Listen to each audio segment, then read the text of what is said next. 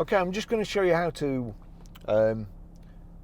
delete a mobile from the Bluetooth audio system in this BMW, and it can be quite confusing if you have it on split screen, which this is on split screen at the moment. So I'll show you what to do.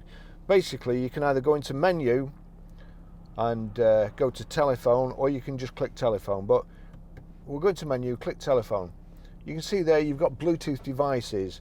If I click on Bluetooth devices now, it just shows add new device or Barry's iPhone. And if I go down to Barry's iPhone, then click on it, nothing really will happen. If the phone's not there, it'll try to connect, but it can't connect. Now, the reason is, over here, we're on split screen. If I knock it over to split screen and just turn it down there, click on split screen. I don't want split screen. There's an arrow there. So I take split screen out. Now then, if it's gone back to my phone. It's a bit confusing this, but now if I click to the right, we've got a different menu. We can switch split screen back on, or we can go down here to remove device, click remove device, and that's the phone gone. So that's the way to do it. As I say, it is a bit confusing. If it's on split screen, it won't give you the menu to knock the phone out. So that's how you remove the mobile.